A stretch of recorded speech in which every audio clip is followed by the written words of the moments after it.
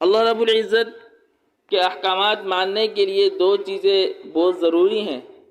شریعت پر عمل وہ کرے گا جس کو اللہ کا تعارف صحیح طرح سے حاصل ہو، اسے کہتے ہیں اللہ کی معرفت۔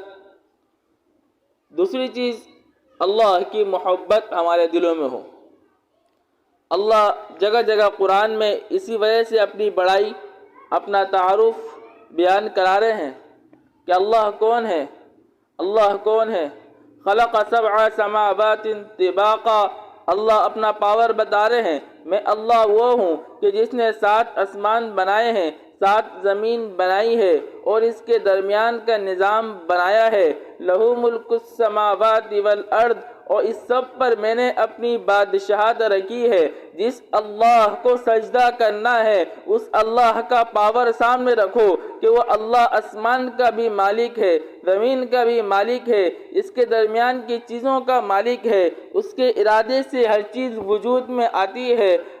اللہ فرماتا ہے ثم صببنا الماء صبا ثم شققنا الارض شقا، کہ آسمان سے پانی جو نازل ہوتا ہے وہ پانی خود نہیں آتا بلکہ میں اللہ اس کو برساتا ہوں، زمین کو پھاڑتا ہوں۔ لنخرج به حبا ونباتا، پھر زمین سے میں غلہ اگاتا ہوں، نباتات اگاتا ہوں۔ یہ آٹا ہم کھا رہے ہیں، یہ کیا سمجھتے ہیں ایسے ہی آ گیا؟ اس سے پہلے اللہ نے نظام چلایا ہے، بارش برسائی ہے، زمین میں غلہ لگایا ہے، اس کو اگایا ہے۔ یہ ساری چیزیں ایک اکیلا اللہ کر رہا ہے۔ اسی طرح اللہ رب العزت دوسری جگہ فرماتے ہیں افرأیتم ما تحرثون اانتم تزرعونہ ام نحن الزارعون، اے کسانوں تم زمین میں صرف دانے ڈال دیتے ہو، تم کھیتی باڑی کرتے ہو، بتاؤ اس کھیتی کو تم اگاتے ہو یا اللہ اگاتا ہے؟ اللہ اگاتا ہے۔ ہم ظاہری اسباب میں لگے ہیں کہ ظاہری اسباب میں اللہ فرما رہا ہے ظاہری اسباب تمہارا کام ہے، سارے کام کو آگے کرنا، اصل کام بنانے والا، اصل سارے مقصود مسائل کو حل کرنے والا وہ اللہ ہے۔ اللہ کی پہچان کرنی ہے۔ اللہ کہتا ہے میں ظاہر ہوں، انا هو الظاہر، اللہ ایسا ظاہر کہ کسی سے پوشیدہ نہیں، کوئی پہچاننا چاہے تو کائنات کی ہر چیز کو دیکھ کر اللہ تک پہنچ سکتا ہے۔ اللہ دعوت فکر دیتے ہیں کہ اس کو غور کرو، مجھے پہنچ جاؤ مجھ تک۔ افلا ينظرون الى الابل کیف خلقت، عرب کے لوگ جب سفر کرتے اونٹ پر ہوتے تھے۔ پہلے قرآن کے مخاطب عرب ہیں، اللہ مخاطب کر رہا ہے ارے تم اللہ کو پہچاننا کون سا مشکل کام ہے؟ افلا ينظرون الى الابل کیف خلقت، تم اونٹ کو دیکھو، یہ اونٹ کیسا بنا ہوا ہے۔ یہ اونٹ چارہ اپنے اندر اسٹاک کر لیتا ہے، گندم جو کھاتا ہے اس چارہ وغیرہ پانی ایک ایک مہینے کا اپنے اندر لے کر چلتا ہے۔ اللہ فرما رہے ہیں یہ تمہیں اس سے اندازہ نہیں ہوتا کہ اس کا بنانے والا کوئی ہے۔ وَإِلَى السَّمَاءِ كَيْفَ رُفِعَتْ، تم اوپر دیکھو، اوپر آسمان ہے، اس آسمان کو اللہ نے کیسی بلندی دی ہے۔ جو اللہ آسمان کو بلندی دے سکتا ہے وہ تجھے اور مجھے بھی بلندی دے سکتا ہے۔ وہ ہمارے مسائل اچھے کر سکتا ہے، ہمارے کاروبار کو بلند کر سکتا ہے، خاندان میں، قوم میں، ملک میں اور آئندہ آنے والی نسلوں میں میرا اور آپ کا نام بھی بلند کر سکتا ہے۔ وَإِلَى السَّمَاءِ كَيْفَ رُفِعَتْ، اس اللہ میں پاور ہے، لیکن شرط ہے کہ اس پاور والے کے سامنے اپنے آپ کو بالکل مٹا دو، اس کی بات کو مانو، اس کی احکامات کو مانو، اس کو خوش کرو، وہ اللہ تمہارے نام کو ایسا بلند کر دے گا۔ اللہ اکبر۔ جناب رسول اللہ صلی اللہ علیہ وسلم کی اولاد نرینہ آپ حضرات کو معلوم ہونا چاہیے، آپ کی 4 بیٹیاں تھیں اور 2 بیٹے تھے۔ 2 بیٹے تھے ابراہیم و قاسم، بعد نے کہا کہ طیب بھی آپ کے بیٹے تھے، لیکن اکثر کی رائے ہے کہ وہ آپ علیہ السلام کے انہی بچوں کے ڈبل نام تھے۔ قاسم پیدائش ہوئی، انتقال ہو گیا، ابراہیم کی پیدائش ہوئی، انتقال ہو گیا۔ مشرکین مکہ کہنے لگے کہ خوشی مناؤ کہ محمد تو ابتر ہیں صلی اللہ علیہ وسلم، کہ اس کا نام آگے نہیں چلے گا، اس کی نسل آگے نہیں چلے گی، باپ کے مشن کو بیٹا لے کر چلتا ہے، جب اس کا بیٹا ہی نہیں تو جب تک یہ زندہ ہے یہ نبوت کی باتیں کرے گا، یہ نبی والے کام کرے گا، جب چلے جائے گا تو وہی ہمارا شرک و بدعت، وہی ہم مشرک غالب آ جائیں گے۔ تو رسول اللہ صلی اللہ علیہ وسلم بحیثیت انسان، بحیثیت بشر آپ کے اوپر یہ باتیں بوجھ لگی ہیں۔ اولاد کی محبت ہر ایک کو ہوتی ہے، نبی جی کو بھی محبت تو تھی نا، لیکن اللہ کے حکم کے آگے راضی ہونا، آپ علیہ السلام پریشان ہو گئے، یہ کیا باتیں کر رہے ہیں؟ اللہ نے قرآن نازل کر دیا، ارے پیغمبر پریشان کیوں ہوتے ہو؟ انا اعطیناک الکوثر، ہم نے آپ کو کوثر دی ہے، ہم نے آپ کو کوثر دی ہے، اور کیا دی ہے؟ ہم نے آپ کو کوثر دی، آگے فرمایا ان شانئک هو الابتر، آپ پریشان نہ ہو۔ اس سے پہلے فصلی لربک وانحر، اپنے رب کے لیے نماز پڑھیں۔ نوٹ کریں اس بات کو، نبی نماز اللہ کے لیے پڑھے گا، لیکن اللہ کے ذریعے، نبی کے ذریعے مجھے اور آپ کو ایک میسج دیا جا رہا ہے کہ نماز عبادت ہے تو نماز اللہ کے لیے ہوگی، قربانی عبادت ہے تو قربانی اللہ کے لیے ہوگی۔ اسی طرح نظر ماننا، منت ماننا، نیاز ماننا، یہ ساری چیزیں عبادت ہیں، اور عبادت صرف اور صرف اللہ کے لیے ہوگی۔ پھر فرمایا ان شانئک هو الابتر، نبی پریشان نہ ہونا کہ آپ کا دشمن وہ ابتر ہے۔ ابتر مانا دوم کٹا، یعنی اس کی نسل نہیں چلے گی، اس کا نام آگے نہیں ہوگا، اس کو کوئی جاننے والا ہی نہیں ہوگا۔ تو نبی کے ساتھ ایسے ہی ہوا، اگرچہ جسمانی اولاد بیٹے نہیں تھے آپ علیہ السلام کے، لیکن روحانی اولاد اتنی کہ 1400 سال سے اوپر کا عرصہ ہو گیا، میرے نبی کا نام لینے والے ہی نہیں بلکہ نبی کے نام پر قربان ہو جانے والے، نبی کے نام پہ گردن کٹوا دینے والے، نبی کی سیرت پر چلنے کے لیے اپنے بچوں کو وقف اور قربان کر دینے والے لاکھوں سینکڑوں ہزار لوگ موجود ہیں اس زمانے کے اندر بھی۔ تو بات یہ عرض کری تھی، اللہ نے فرمایا وَإِلَى السَّمَاءِ كَيْفَ رُفِعَتْ، آسمان کو دیکھو کیسے بلند کیا گیا ہے۔ جو اللہ آسمان کو بلند کرے گا، جو اللہ سے جڑ جائے گا، اللہ اپنے ساتھ تعلق بنانے والے کو بھی بلند کرے گا۔ سبحان اللہ۔ وَإِلَى الْأَرْضِ كَيْفَ سُطِحَتْ، اللہ کہہ رہا ہے زمین کو دیکھو، مجھے پہچاننا ہے، زمین کو دیکھو، زمین کیسے بچھائی گئی ہے۔ پانی تھا پہلے، پانی کے اوپر اللہ نے زمین کو بچھائی، ہلنے لگی۔ والجبال اوتادا، اللہ نے پہاڑوں کو کیلے بنا کر گاڑ دیا، زمین رک گئی۔ یہ بھی عجیب بات کہ پانی کے اوپر کیل کیسے ٹھکے گی؟ اللہ بتا رہا ہے کہ جو زمین پہ پانی کو بچھائے، پانی پہ کسی چیز کا ٹھہرنا ممکن نہیں، لیکن اللہ کے لیے وہ ناممکن بھی ممکن ہے۔ پھر پانی زمین پہ ہلے، زمین پانی کے اوپر تھی، ہلنے لگی، اس کو روکنے کے لیے پہاڑ ٹھوکے، کیل بنا کر۔ پانی میں کیل ٹھکے پھر بھی کیا ہوگا؟ کیل تو سخت چیز میں ٹھکتی ہے جب فائدہ ہوتا ہے، لیکن اللہ نے پہاڑ کو کیل کے طور پر ٹھوکا تو اس کے بعد زمین رک گئی۔ معلوم یہ ہوا میرا اللہ وہ اللہ ہے۔ اپنے اللہ کا تعارف حاصل کریں، میرا اللہ وہ اللہ ہے۔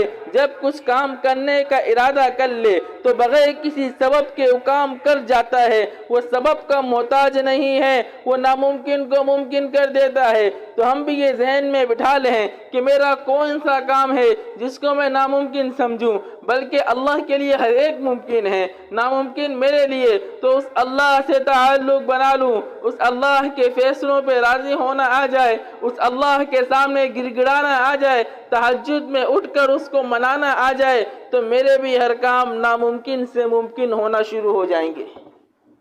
ذالکم اللہ ربکم، ہاں یہ اللہ تمہارا رب ہے، یہ اللہ تمہارا رب ہے۔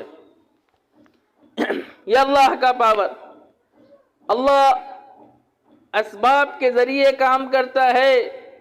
سبب اختیار کرو، پھر اللہ اس کے اندر طاقت پیدا کرے گا۔ دنیا کا نظام یہی ہے، اللہ کی عادت یہی ہے۔ کبھی کبھار اللہ سبب کے بغیر بھی اپنی طاقت کو ظاہر کرتا ہے۔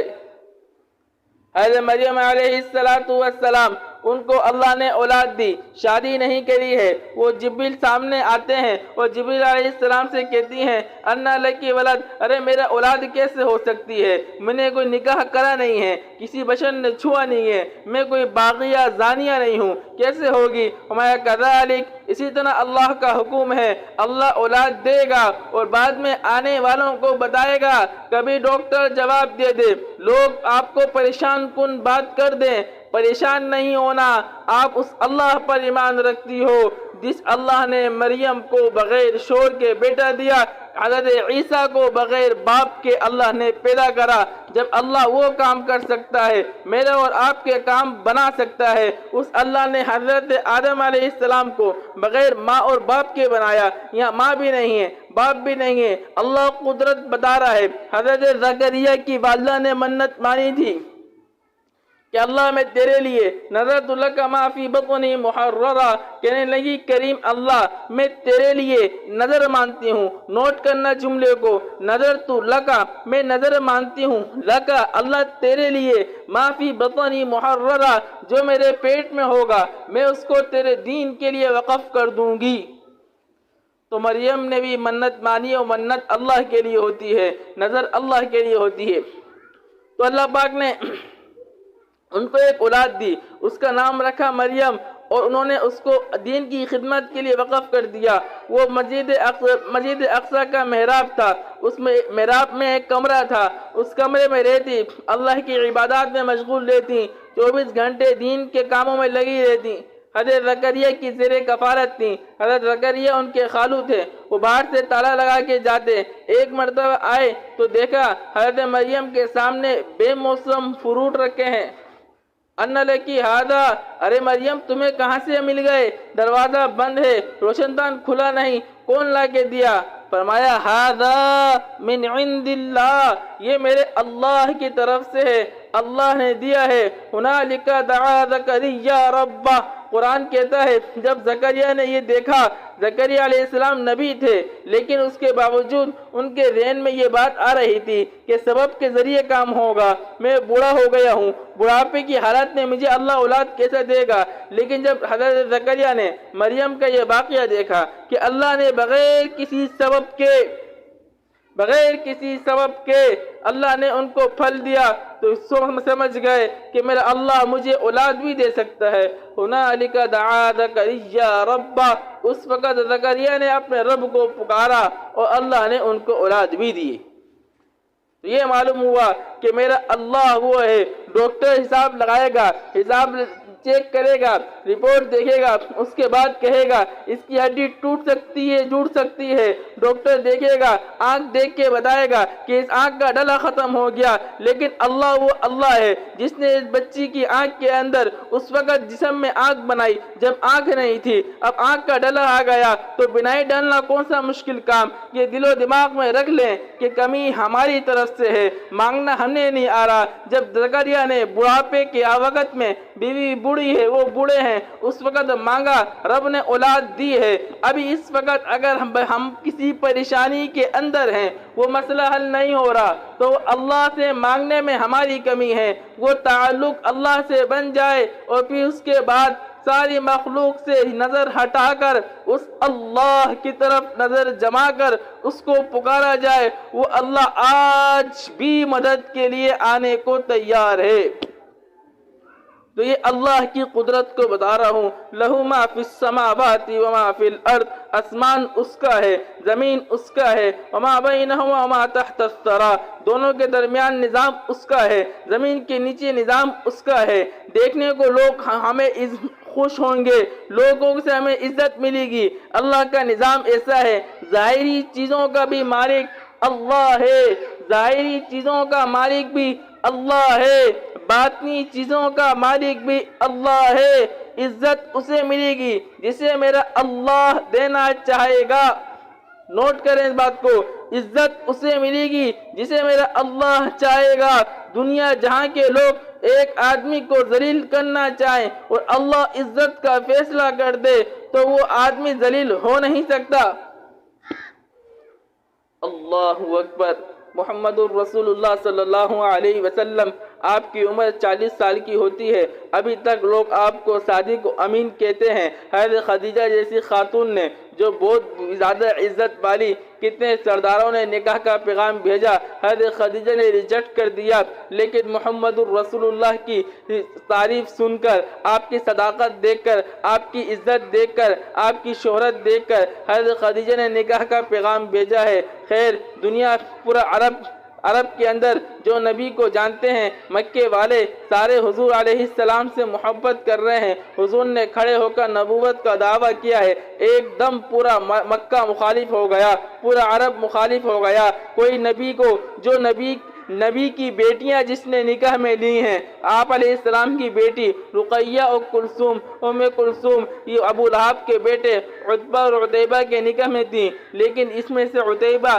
نبی علیہ السلام کے سامنے ان کی بیٹی کو طلاق دیتا ہے کہ ذلیل ہو جائیں گے۔ عتیبہ دے رہا ہے، عتبہ دے رہا ہے، ایک ہی مجلس میں دونوں نے طلاق دی ہیں۔ پھر عتیبہ بدبخت نے نبی کے چہرے پہ تھوکا ہے، نبی سے بدتمیزی کری ہے، سوچنے لگے ہم نے نبی کو ذلیل کر دیا، یہ تھک ہار کے بیٹھ جائیں گے۔ دیگر اور لوگوں نے آپ علیہ السلام پہ پتھر مارے، آپ علیہ السلام سجدے کے اندر ہیں، اونٹ کی اوجری رکھی گئی، یہ سارے حالات آ رہے تھے، وہ سمجھ رہے تھے ہم اس کو ذلیل کر دیں گے۔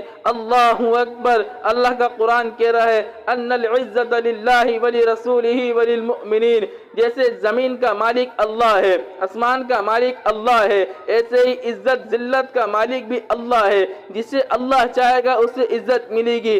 اللہ نے رسول اللہ کو عزت دی تو عزت کی اس چونٹی پہ پہنچایا۔ 1400 سال بعد بھی نبی کے عاشقین، محبت کرنے والے، نبی کے نقش قدم پر چلنے والے موجود ہیں، لیکن وہ ابو لہب جو نبی کے دشمنی پر آیا تھا، اس کو اس طرح موت دی کہ مر گیا۔ مرنے سے پہلے ایک زہریلا دانہ نکلا، جس کی وجہ سے جسم میں وائرس پھیل گیا، اور وائرس پھیل جانے کے بعد کوئی بچہ اس کے قریب نہیں جا رہا، کوئی سگا رشتہ دار قریب نہیں جا رہا۔ خیر بیماری میں مر گیا، غلاموں کو بلایا اور ڈنڈوں سے کھینچ کے گڑھے میں ڈالا، اوپر سے پتھر ڈال کے اس کی قبر کو بند کر دیا، کوئی اس کے قریب نہیں گیا۔ اللہ نے اس کو ذلیل کر کے دکھا دیا، اور رسول اللہ جو اللہ کے حکم کے پابند تھے، اس کو اللہ نے عزت دے کر دکھا دیا۔ تو کیا معلوم یہ ہوا، کیا خلاصہ نکلا کہ ہر چیز کا مالک اللہ ہے، لیکن عزت کسے ملے گی؟ اللہ نے کہہ دیا عزت ساری کی ساری اللہ کے لیے ہے، ولی رسول ہی، اللہ کے رسول کے لیے ہے، وللمؤمنین، اور ایمان والوں کے لیے عزت ہے۔ جو آدمی ایمان میں جس قدر آگے ہوگا، اللہ اس کو اس قدر عزت دے گا۔ ایمان کا مطلب کیا؟ کہ اللہ اس کے رسول کی بات کو ماننا، دل سے تسلیم کرنا اور اس کے اوپر عمل شروع کر دینا۔ ہمارے ذہن میں یہ ہے کسی کے متعلق ہم نے غیبت کر دی، کسی کو فلاں کے سامنے اس کے متعلق جھوٹی باتیں کہہ دیں، وہ آدمی ذلیل ہو گیا، لیکن اللہ کا نظام یہ نہیں ہے۔ اگر کوئی باتیں کرنے سے ذلیل ہو جاتا، کوئی باتیں کرنے سے کسی کو عزت مل جاتی، کوئی باتوں کی وجہ سے بدنام ہو جاتا، تو میں نبی پہ تہمت لگائی ہے کہ یہ جادوگر ہے، میں نبی پہ تہمت لگائی ہے یہ شاعر ہے، یہ جھوٹ بول رہا ہے، یہ شاعر ہے، یہ کاہن ہے، اس کے اوپر جنات آئے ہوئے ہیں، یہ ساری تہمتیں میرے نبی پہ لگی ہیں۔ اس کے بعد بھی اللہ نے نبی صلی اللہ علیہ وسلم کو عزت کی چوٹی پہ پہنچایا ہے۔ آج کوئی نبی کا نام لیوا، نبی کا غلام، نبی کی اطاعت کرنے والا مرد ہو یا عورت ہو، اگر وہ نبی علیہ السلام کی شریعت پر عمل کرے گا، دنیا لاکھ ذلیل کرنا چاہے، اللہ اس کو عزت دے کر دکھائے گا۔ یہ ہے ان العزت للہ ولرسولہ وللمؤمنین۔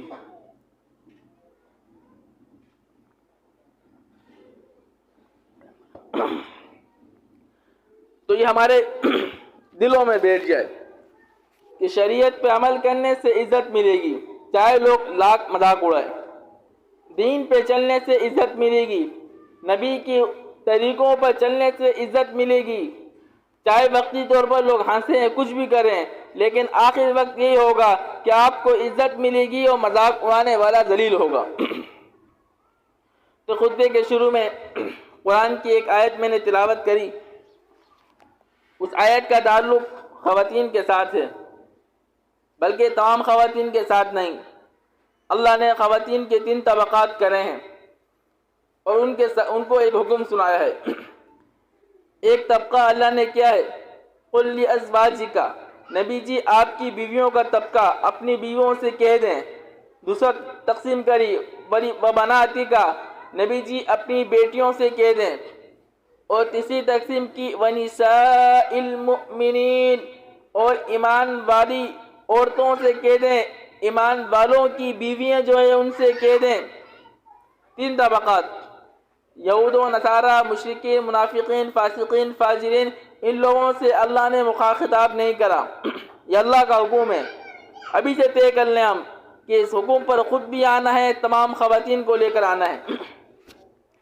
کیا فرمایا، نبی جی ان سے کہہ دیں، اپنی بیویوں سے، اپنی بیٹیوں سے اور ایمان والوں کی عورتوں سے ان سے کہہ دیں، یُدْنِیہن علیہن من جلابیبہن، کہ یہ اپنے اوپر اپنی چادر کو لے لیں، یعنی برقع پہنا کریں، اپنے آپ کو پردے میں رکھا کریں۔ ذَلِكَ أَدْنَىٰ أَن يُعْرَفْنَ فَلَا يُؤْذَيْنَ وَكَانَ اللَّهُ غَفُورًا رَحِيمًا۔ آیت کے آخر میں فرما دیا کہ یہ جو اللہ حکم دے رہا ہے، یہ کوئی تمہارے پر ظلم نہیں ہو رہا، کیونکہ اللہ خود رحم کرنے والا ہے۔ جو نامحرم سے پردہ کرے، جو ایسے رشتہ دار اگرچہ چاچا کا ماما کا بیٹا ہے لیکن شرعی طور پر غیر محرم ہے، اس سے اللہ کی رضا کے لیے پردہ شروع کر دے، پھر کیا ہوگا؟ فرمایا دیکھو یہ ظلم نہیں ہو رہا تمہارے اوپر، بلکہ تمہارے پہ رحم ہو رہا ہے۔ جو خواتین پردہ کرتی ہیں ان سے معلوم کر لیا جائے کہ پردہ کرنے میں فائدہ ہے نقصان ہے، کیونکہ اللہ نے کہا وَكَانَ اللَّهُ غَفُورًا رَحِيمًا، اللہ رحم کر رہا ہے جب یہ حکم دے رہا ہے، اس میں رحم ہی رحم ہے۔ اور وَكَانَ اللَّهُ غَفُورًا، اور اگر کوئی کمی پیشی ہو جائے، ہم پورا کرنے کی کوشش کریں تو اللہ اس کو معاف کر دے گا۔ ہمارے یہاں پر لوگ سمجھتے ہیں شرعی پردہ کرنا کوئی کمال کی چیز ہے، جیسے ایک تو ہوتا ہے ضروری چیز، کھانا کھانا ضروری ہے، لیکن کھانے کے بعد کوئی میٹھا ہو جائے یہ ایک ایکسٹرا چیز ہے، اچھی چیز ہے، ہوگا اس سے نہیں ہوگی کوئی مسئلہ نہیں ہے، لیکن کھانا ہونا چاہیے۔ تو لوگ سمجھتے ہیں شرعی پردہ کرنا یہ بھی کمال کی چیز ہے۔ تو آپ سب خواتین اس بات کو، ساری مستورات اس بات کو اپنے اندر بٹھائیں، ہم نے لوگوں کو بتانا ہے کہ شرعی پردہ کرنا کمال کی چیز نہیں، کوئی فضیلت کی چیز نہیں، بلکہ یہ ہمارے اوپر ایسے ہی فرض ہے جیسے نماز پڑھنا فرض ہے، جیسے نماز پڑھنا فرض ہے، روزے رکھنا فرض ہے، اسی طرح شرعی پردہ کرنا بھی فرض ہے۔ جی، نوافل پڑھنا تو کمال کی بات ہو سکتی ہے کہ فلاں خاتون نوافل پڑھتی ہے، لیکن فلاں پردہ کرتی ہے، کمال کی بات نہیں، بلکہ پردہ نہ کرنا یہ ایک عیب کی بات ہے۔ تو اللہ نے حکم دے رہا ہے، جو ساری چیزوں کا مالک ہے، یقین جانے اس میں ہمارا فائدہ ہی فائدہ ہے۔ تو اللہ نے فرما دیا کہ آپ نے ایمان والی عورتوں سے اور یہ حکم دے دیا۔ ایک بزرگ کے سامنے ایک نے آگے اعتراض کرا کہ بھائی آپ کی شریعت کے اندر یہ ہے کہ پردہ کریں، یہ عورتوں پہ ظلم ہے، ایسا ہے۔ تو فرمانے لگے کہ پردہ کرنے کا آپ کی عورتوں کو حکم نہیں دیا، جو قرآن کے حکم کے مطابق قرآن کے فیصلے پر اعتراض کرے اس کے لیے یہ حکم ہے ہی نہیں۔ کہنے لگا کس کے لیے؟ بتایا یہ تو 3 طبقات ہیں، ایمان نبی کی بیویاں ہیں اور بیٹیاں ہیں اور ایمان والی عورتیں ہیں، ان کے لیے اللہ نے یہ حکم دیا ہے۔ اور اس کی وجہ کیا ہے کہ اللہ اسلام کے اندر، شریعت کے اندر جب نبی علیہ السلام دنیا میں تشریف لے کر آئے، اس سے پہلے خواتین پہ طرح طرح کے مظالم ہوا کرتے تھے، تو اللہ نے آ کے اس عورت کو عزت دی، نبی کو بھیج کر اللہ نے عورت کو عزت دی، مقام دیا، بلندی دی۔ دیکھیں ہمارے معاشرے میں جو چیزیں جس قدر تعظیم والی ہوتی ہے اس پر ہم غلاف ڈالتے ہیں۔ قرآن ہے، قرآن پر غلاف ہوتا ہے، بیت اللہ ہے، بیت اللہ پر غلاف ہوتا ہے، اسی طرح اور چیزیں لے رہے ہیں، کوئی قیمتی انگوٹھی ہے اس کو غلاف میں رکھتے ہیں، کوئی سونے کا سیٹ ہے اس کو ہم ڈبے کے اندر غلاف کے اندر پیک کر کے رکھتے ہیں۔ اسی طرح جو لوگ گوشت وغیرہ دودھ لے کر آتے ہیں تو اس کو بھی ایک رنگین شوپر کے اندر رکھ کے لاتے ہیں، کہیں ایسا نہ ہو کہ بلی، کتے، کوے، چیل اس پر حملہ کر دیں، جو قیمتی چیز ہوتی ہے اس کو غلاف کے اندر عزت احترام سے رکھتے ہیں، تو اللہ نے بھی ایمان والی عورتوں کو یہ حکم دیا ہے کہ تم اللہ کے نزدیک ایک کافر کی طرح بے قیمت نہیں ہو، بلکہ بڑی عزت احترام ہے، لہذا بیت اللہ پر غلاف ہے، میرے کلام پر غلاف ہے، تو ان عورتوں کے اوپر بھی غلاف ہونا چاہیے۔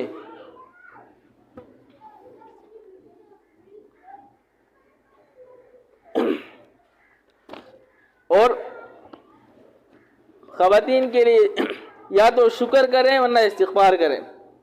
اگر اللہ جو سارے نظام کو چلانے والا اللہ، جو عزت دینے والا اللہ، اس اللہ کے اس حکم پر پردے کے اوپر ہم ہیں تو میرا کمال نہیں، یہ اللہ کی مہربانی ہے، تو اس پر اللہ کا شکر ادا کریں۔ اور اگر ہم سے کہیں غلطی ہو رہی ہے، کہیں کوتاہی ہے، یا باہر جاتے ہوئے ہم برقع پہن لیتے ہیں، شادی کے موقع پہ اپنا برقع اتار لیتے ہیں، سب کے سامنے بے پردہ ہوتے ہیں، کہیں ہم سے غلطی ہو رہی ہے تو آج سے ہم استغفار شروع کر دیں اور اللہ سے دعا مانگنا شروع کر دیں۔ اللہ، ہم نے اس حکم پر آنا ہے، میرا ماحول ایسا نہیں، میرا معاشرہ ایسا نہیں، اللہ تو مجھے قوت دے دے، یقیناً میں خطا کار ہوں، میری غلطی ہے۔ غلطی کو غلطی جو سمجھے گا اللہ اس کو آگے عمل کی توفیق دے گا، غلطی سے بچنے کی توفیق دے گا۔ تو آج سے ہم استغفار کرنا شروع کر دیں، ہماری جس مجلس لگے، ہم اپنے ننیال، ددیال، سسرال جہاں بھی جائیں، وہاں جا کر ان باتوں کو کریں کہ اگر پردہ کر رہے ہیں الحمدللہ، اگر نہیں کر رہے تو انہیں بتا دیں اللہ کے حکم کو توڑ رہی ہو، تم کبھی سکون سے نہیں رہ سکتی، تمہارے شوہر کے دل میں تمہاری پوری محبت ہو، ایسا ہو نہیں سکتا، اور اللہ تمہاری پریشانی کو ختم کر دے، تمہارے دل میں اطمینان آ جائے، ایسا ہو نہیں سکتا، کیونکہ تم قرآن کے خلاف کر رہی ہو۔ پیار محبت سے کہ دیکھو جو اللہ ہمیں بنانے والا ہے، جو اللہ بیماری سے صحت دینے والا ہے، جو اللہ مسائل حل کرنے والا ہے، اولاد دینے والا ہے، اس اللہ کو اگر ہم نے ناراض کر دیا تو پھر کیسے سکون پائیں گے؟ اللہ، وہ کہنے لگے چین نہ پایا تو مر جائیں گے، اور اگر مر کے بھی سکون نہ پایا تو پھر کدھر جائیں گے؟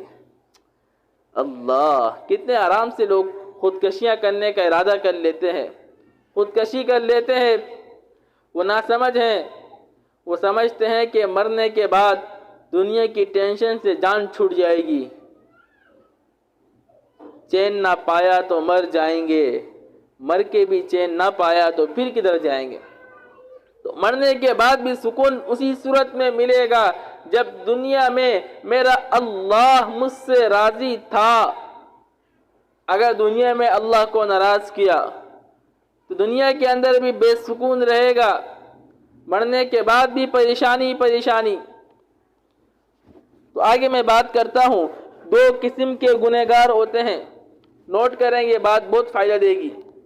ایک آدمی شراب کو حرام سمجھتے ہوئے شراب پی رہا ہے، اس کو کہیں گے فاسق ہے، فاجر ہے، گنہگار ہے، لیکن مسلمان ہے، ایک نہ ایک دن گناہ کی سزا بھگتنے کے بعد اللہ اس کو جنت میں ضرور لے کے جائے گا کیونکہ مسلمان ہے۔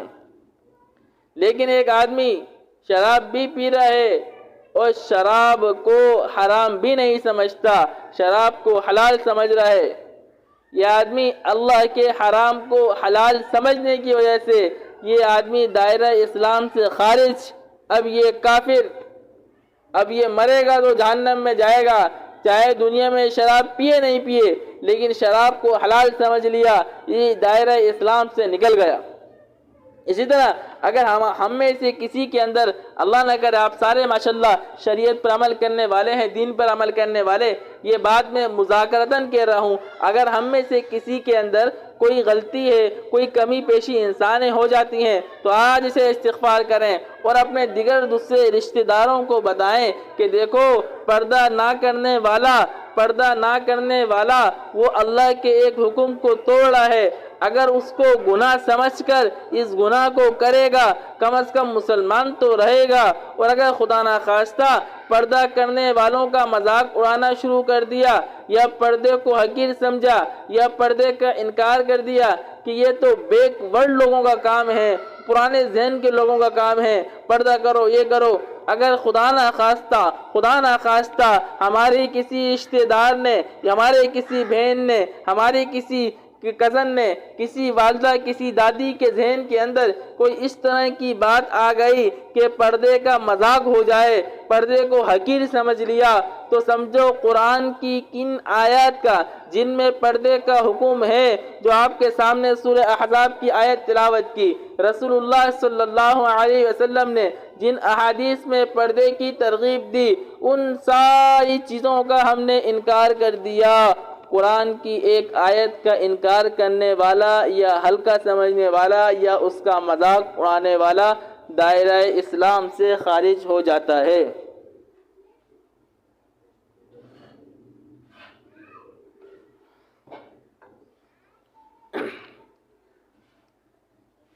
سمجھ آ رہی نہیں آ رہی؟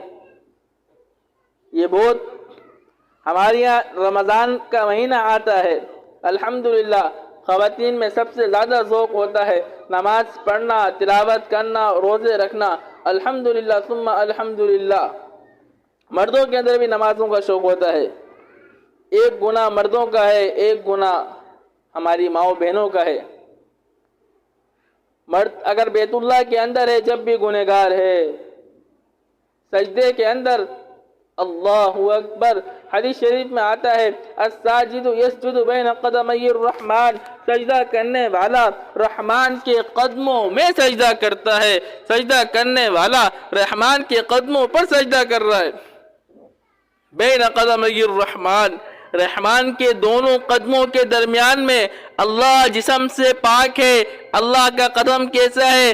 انسانوں کی طرح نہیں، کیسا ہے؟ جیسا اللہ کی شان ہے ہمیں معلوم نہیں، لیکن حدیث کے الفاظ آ رہے ہیں کہ رحمان کے دو قدموں کے درمیان سجدہ کرنے والا سجدہ کرتا ہے۔ لیکن اگر خدا نخواستہ چہرے پہ داڑھی نہیں، چہرے پہ اس طرح پھیرا ہے تو یہ فاسق ہو گیا، یہ نبی کی شریعت کا اس نے حکم کو پر عمل نہیں کرا تو یہ فاسق فاجر ہو گیا، یہ گنہگار ہو گیا، اللہ کی لعنت برس رہی ہے۔ سجدے کے دوران جو اللہ کے رحمت کی جگہ رحمان کے قدموں کے درمیان میں سجدہ کر رہا ہے، وہاں بھی اس کے اوپر رحمت کی جگہ ہے، اللہ کی پھٹکار برس رہی ہے۔ اسی طرح جو خاتون روزے ذکر تلاوت اعمال بھی کر رہی ہے لیکن پردے کے اندر سستی ہے تو اس کے اوپر احادیث کی روشنی میں اللہ کی لعنت برس رہی ہے۔ رمضان کا مہینہ ہے، لوگوں پہ رحمتیں برس رہی ہیں، لیکن اس خاتون کے اوپر ابھی بھی اللہ کی ناراضگی برس رہی ہے۔ ہم سب کمزور ہیں، کسی کو حقیر نہیں سمجھنا چاہیے۔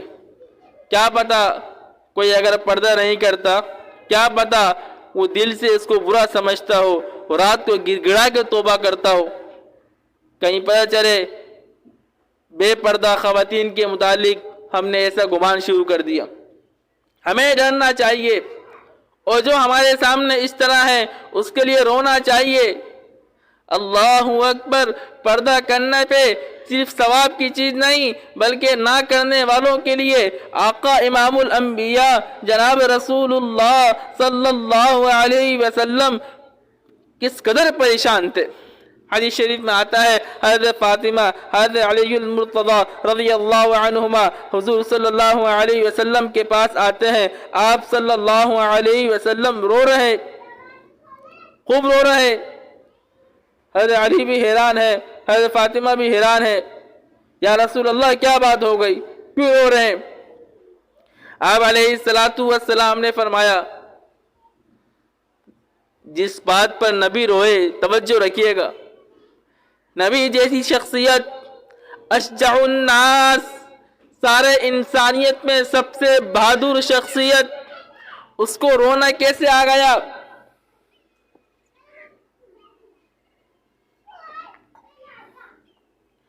لیکن وہ نبی رو رہے، یا رسول اللہ کیا بات ہو گئی؟ حضرت علی پوچھتے ہیں، فرمایا لیلتن اسری بی، وہ رات جس پہ مجھے جبریل معراج پر لے کر گئے، جنت اور جہنم کی سیر کرائی، میں نے جہنم کے اندر اپنی امت کی مسلمان عورتوں کو دیکھا، اپنی امت کی عورتوں کو دیکھا، اس امت کی خواتین کو دیکھا کہ ان کو عذاب ہو رہا تھا، وہ عذاب مجھے یاد آ گیا اور میں رونے بیٹھ گیا۔ اللہ اکبر۔ وہ نبی بالناس رؤوف الرحیم، قرآن کہہ رہا ہے وہ لوگوں پہ بہت رحم دل ہے، ایمان والوں پر۔ النبی اولا بالمؤمنین من انفسہم، یاد رکھیے گا ہمارے ماں باپ کی محبت وہ نبی کی محبت کے برابر نہیں، بلکہ میں اپنی جان سے اتنی محبت نہیں کرتا جتنا نبی میری جان سے محبت کرتا ہے۔ اللہ کا قرآن بتا رہا ہے النبی اولا بالمؤمنین من انفسہم، نبی ایمان والوں پر ان کی جانوں سے زیادہ ان کے قریب ہے، وہ محبت کرتے ہیں۔ جب نبی نے دیکھا نبی کا کلمہ پڑھنے والی نبی کی امت کی خواتین کو عذاب ہو رہا ہے، آپ علیہ السلام رونے لگے۔ حضرت علی نے عرض کیا، لمبی حدیث ہے، تو آپ نے فرمایا 6 طرح کی خواتین کو میں نے عذاب میں مبتلا دیکھا، 6 طرح کی خواتین کو میں نے عذاب کے اندر پریشان دیکھا۔ اس میں سے ایک وہ خاتون کو دیکھا کہ سر کے بالوں کے بل وہ لٹکی ہوئی ہے جہنم کے اوپر، نیچے آگ جل رہی ہے اور سر کے بالوں کی چوٹیاں سے اس کو لٹکایا ہوا ہے، اور نیچے آگ کی تپش سے اس عورت کا دماغ پک رہا ہے۔ تصور کریں، اللہ نہ کرے اللہ نہ کرے اللہ ہمارا جہنم سے واسطہ پڑے، تصور کریں کہ ایک عورت نیچے آگ جل رہی ہے، سچوں کے سچے امام الانبیاء بتا رہے ہیں نیچے آگ جل رہی ہے اور اوپر سر کے بال کے بل پہ لٹکی ہوئی ہے، اور اس کی تپش کی وجہ سے اس کا دماغ پکنے لگا۔ پوچھا یا رسول اللہ یہ کون تھی؟ حضور صلی اللہ علیہ وسلم نے فرمایا میری امت کی بے پردہ خاتون تھی۔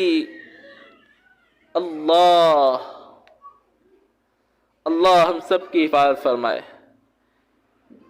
صرف پردہ کرنا فضائل کی چیز نہیں، بلکہ نہ پڑھنے پہ وعید۔ لمبی حدیث سے بقایا 5 اور ہیں، انشاءاللہ آئندہ بیان میں یہ تمام بتایا جائیں گے کہ آپ علیہ السلام کیوں رو رہے تھے۔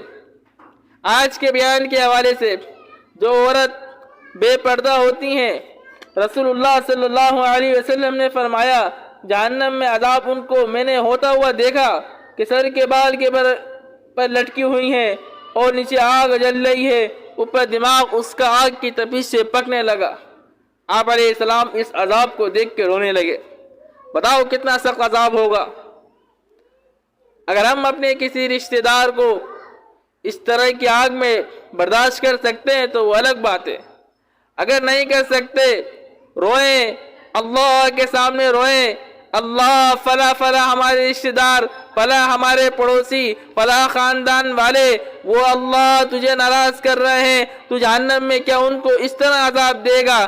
اللہ ان کو ہدایت دے دے، ان کی ہدایت کے لیے مانگنا، ان کا درد دل میں رکھنا، یہ نبی کا طریقہ ہے۔ اس کے پاس کبھی ہدیہ لے کے جانا، روزانہ کچھ نہ کچھ پڑھ کر، 1 پاؤ سپارہ پڑھ کر، یا کم از کم 3 مرتبہ سورہ اخلاص پڑھ کر اس کو ثواب پہنچائیں۔ اللہ فلاں فلاں رشتہ دار ہیں، اس کو اس کا ثواب پہنچا دے، اس کی برکت سے انہیں شریعت پر عمل کی توفیق دے دے، دین پر عمل کی توفیق دے دے، خاص کر پردے کا اہتمام کرنے کی توفیق دے دے۔ جو آدمی دوسروں کے لیے مانگے گا، دوسروں کی ہدایت کی فکر میں لگے گا، دوسروں کی ہدایت کی فکر کیا؟ ہم جماعت میں مستورات کے اس روزے میں گئے، اوروں پہ محنت کریں کہ تم نے بھی جانا ہے، ہم یہاں بیان میں آ رہے ہیں، وعظ نصیحت اگر ہمیں فائدہ ہو رہا ہے تو اوروں کو بھی دعوت دیں کہ یہاں پر آئیں، وعظ نصیحت سنیں، علماء کا بیان قرآن سنیں تاکہ عمل میں آسانی ہو۔ ہمارے علاقے میں کئی مستورات کی تعلیم ہوتی ہے تو ہم اس بات کو سوار کر لیں، ہر ایک کو تعلیم کی دعوت دیں، کہیں ایسا نہ ہو، اللہ ہم سب کی حفاظت فرمائے، کہیں ایسا نہ ہو ہمارا جنت میں جانا طے ہو جائے، نامہ اعمال دائیں ہاتھ میں مل جائے، جنت کا سرٹیفکیٹ مل جائے، جانے لگیں راستے میں اگر کسی رشتہ دار نے، کسی پڑوس والے نے، کسی خاتون جاننے والی نے اگر ہمیں راستے میں گریبان پکڑ کر اللہ کی بارگاہ میں لے گئی، یا اللہ یہ دین پر عمل کرتے تھے، مجھے کبھی بتایا ہی نہیں، مجھے بولتے تو میں ان کی بات مان لیتی، میں نے دین پر عمل نہیں کرا، میں نے نماز نہیں پڑھی، میں نے ذکر نہیں کیا، میں نے تلاوت نہیں کری، صبح سے شام تک ٹیلی ویژن کے آگے موبائل میں گانے سنتے رہے، اللہ ہمیں تو کسی نے بتایا ہی نہیں، ان کو بھی ہمارے ساتھ جہنم میں لے کر جا۔ اللہ اکبر۔ پھر بتاؤ ہمارا کیا ہوگا، کتنا افسوس کا مقام ہوگا، جنت میں جاتے جاتے جہنم میں چلے جائے۔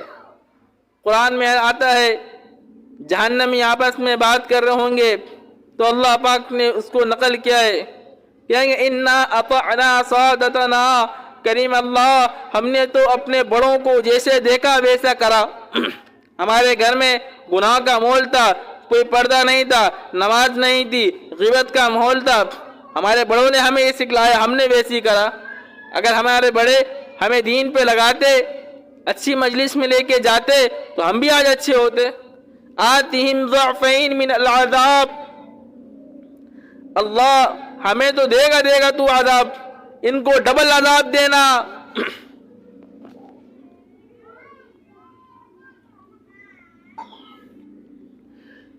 جن لوگوں نے دنیا میں اپنی اولاد پہ دین کی محنت نہیں کری، یہ اولاد اللہ کے ہاں سفارش کرے گی اللہ سے کہ ڈبل عذاب دے، ہمیں دین پہ نہیں چلایا، اسکول پڑھایا، ہمیں موبائل چلانا، دنیا کی باتیں ہر ایک سکھایا، مال کمانا سکھایا، دین نہیں سکھایا، اللہ ہمارے ساتھ ان کو ڈبل عذاب دے، ڈبل۔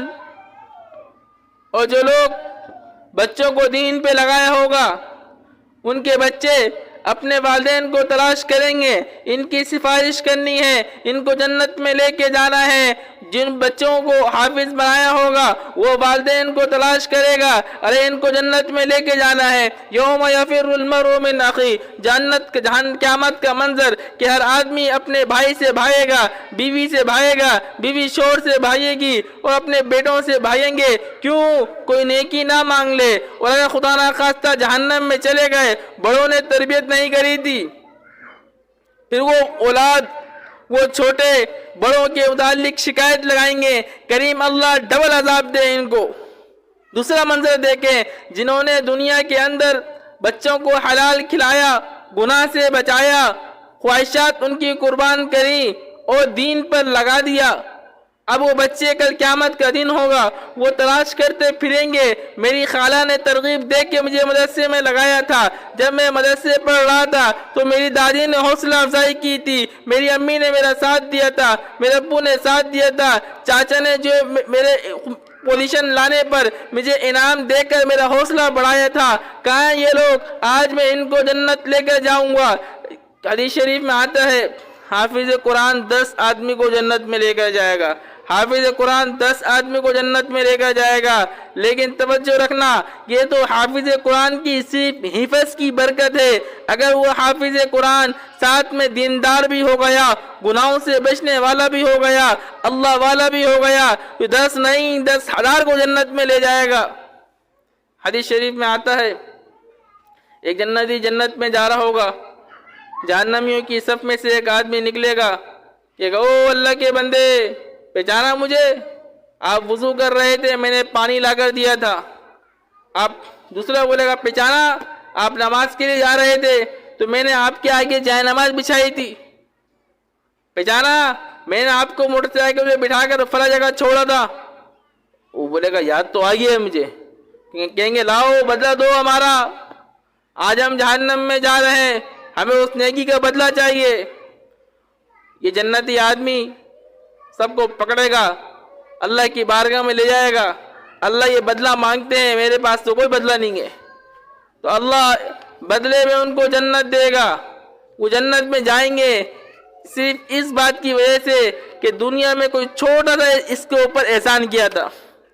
اگر بچے کو ہم نے حافظ بنا دیا، عالم بنا دیا، دیندار بنا دیا، تو بچے ہم سب کو جنت میں لے کر جائیں گے۔ تو اس لیے کوشش اس بات کی ہو، ہمارے خاندان کے جو خاندان کے بڑے خاندان میں دیکھیں، گھر کے بڑے گھر میں دیکھیں، جن کی لوگ بات مانتے ہیں، آس پڑوس میں ساری باتیں ہوتی ہیں، دین کی بات نہیں ہوتی، ان کو بھی ترغیب دیں کہ بھئی بیان میں آنا ہے، اللہ کے راستے میں جانا ہے، تعلیم میں جانا ہے، شریعت پہ عمل کرنا ہے۔ انشاءاللہ شریعت پہ عمل کرنا ہمارے لیے آسان نہیں بلکہ لذیذ ہو جائے گا۔ اللہ اکبر۔ تو رسول اللہ صلی اللہ علیہ وسلم کی محبت دل میں ہوگی تو حضور کی باتوں پہ عمل کرنا آسان ہو جائے گا۔ میں ایک مرتبہ دوبارہ آج کے بیان کا خلاصہ عرض کر رہا ہوں۔ سب سے پہلی چیز، اللہ کی بڑائی دل میں آ جائے، اللہ کا مرتبہ سامنے آ جائے، اللہ کا پاور سامنے آ جائے، یہ بات دل میں بیٹھ جائے۔ ہم لاکھ کوشش کریں، جب اللہ عزت دینا چاہے گا عزت دے دے گا۔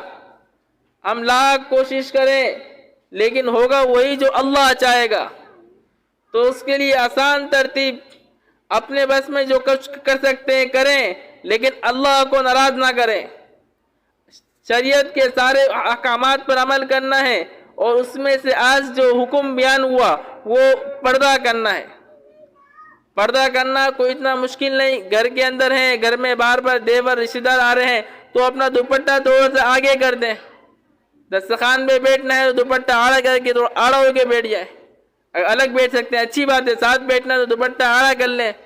گھر کے بڑے گھر کے مردوں کو بتا دیں کہ بھائی فلاں فلاں پردہ کر رہا ہے، تو آپ نے نظریں نیچے کر کے بات کرنی ہے، آسانی سے پردہ ہو جائے گا۔ اور دوسری بات، اللہ کی قرآن کو ہم گھر میں پڑھتے ہیں تاکہ برکتیں آ جائے۔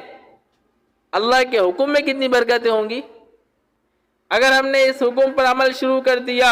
پردہ کرنا ہے، نامحرم اگرچہ رشتہ دار ہیں ہمارے، ان سے صرف ضرورت کی بات کرنی ہے۔ فَلَا تَخْضَعْنَ لَهُ بِالْقَوْلِ، نبی کی بیویاں ایمان کے اعتبار سے اعلیٰ، قرآن نے کہا ہے أَزْوَاجُهُ أُمَّهَاتُكُمْ کہ نبی کی بیویاں امہات المؤمنین ہیں، مومنوں کی ماں ہیں، روحانی ماں ہیں، لیکن اس سب کے باوجود ان کو حکم مل رہا ہے کہ یہ صحابی، یہ ابوبکر عمر، یہ ابو ہریرہ، یہ نبی کی صحبت میں رہنے والے جب یہ تمہارے دروازے پہ آ کے دستک دیں تو اگرچہ ایمان کے اعتبار سے تم بھی اعلیٰ ہو، ان کا دل بھی پاک ہے، لیکن تم ان کے لیے نامحرم ہو۔